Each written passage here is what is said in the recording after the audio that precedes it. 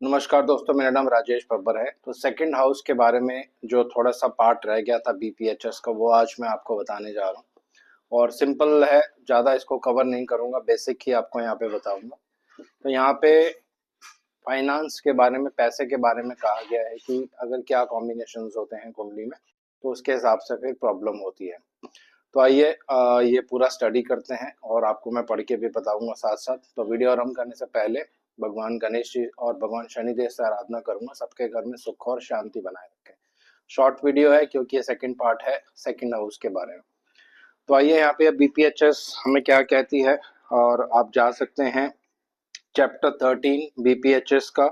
और यहाँ पे लिखा है कि योगास फॉर पॉवर्टी, यानी पैसा कम होता है, जीवन में दिक्कत होती है, प्रॉब्लम होती है, उसके क्या योग होते हैं। तो यहाँ पे लिखा है कि पैसे के दो हाउसेस लिए गए हैं वैदिक ज्योतिष में, सेकंड हाउस और 11th हाउस। पहली चीज, अगर दूसरे भाव में एक मेलेफिक ग्रह बैठा हो, दूसरे भाव के स्वामी छठे आठवें या 12वें घर में हो, और साथ साथ 11वें भाव के स्वामी भी छठे आठवें या 11वें भाव में हो, तो ऐसे केस में पैसा कमाने में बहुत दिक्कत होती है, बहुत फाइनेंशियल प्रॉब्लम्स जो है लाइफ में फेस करनी पड़ती हैं दोस्तों।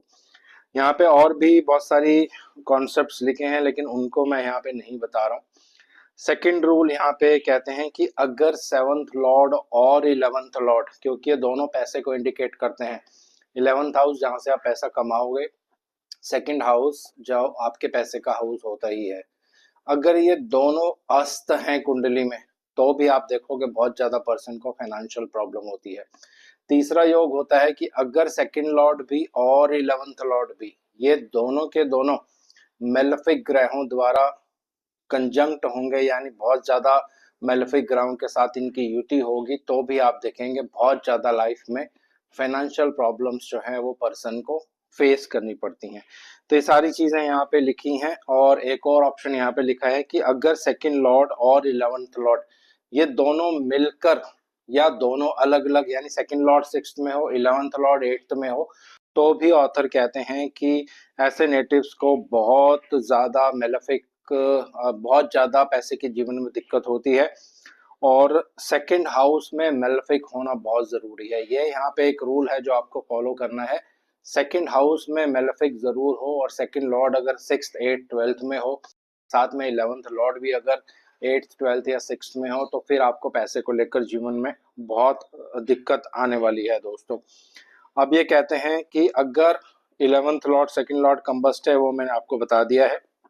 अब दूसरा एक यहाँ पे ऑप्शन लिखा है सेक्टर, सॉरी, दूसरा यहाँ पे लिखा है कि नेम एंड फेम पर्सन को कब मिलता है, इसके क्या योग होते हैं। हालांकि इसके बहुत सारे अलग अलग योग हैं, लेकिन सेकंड हाउस को बहुत इंपॉर्टेंट लिया गया है। इसमें ऑथर कहते हैं BPHS chapter 13 shloka number 10, fame etcetera यहाँ पे लिखा है। तो ये कहते हैं कि अगर सेकंड लॉर्ड बहुत स्ट्रांग है कुंडली में, अपने घर पे ही बैठा है, कोई मेलेफिक प्रभाव नहीं है, या सेकंड लॉर्ड अपने उच्च राशि में है, लेकिन उसकी जो एग्जॉल्टेशन पॉइंट होता है, हर ग्रह का एक एग्जॉल्टेशन पॉइंट होता है, उसके अंदर अंदर ही उसको होना चाहिए, और बहुत ही पॉजिटिव जगह पे उसको प्लेस होना चाहिए।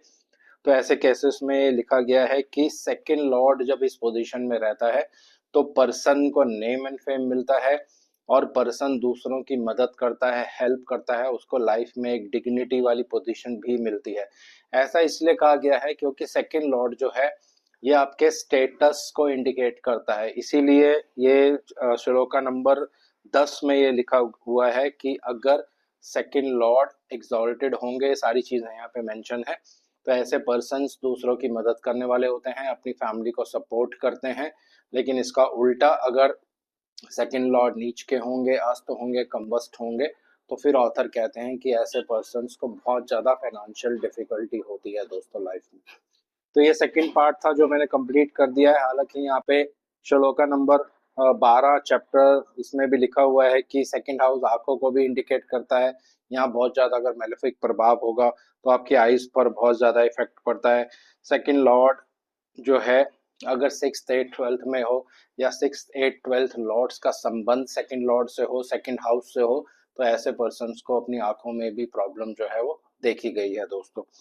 तो ये सेकंड हाउस के बारे में पूरी जो जानकारी है मैंने कंप्लीट कर दी। हालांकि इसमें और भी बहुत सारे श्लोक लिखे हैं, लेकिन वो मैं यहाँ पे नहीं आपको बता रहा हूँ किसी कारणवश। तो बेसिक बेसिक क्योंकि ये हमें ज़रूरी हैं चीज़ें, इसीलिए मैंने आपको बताया है।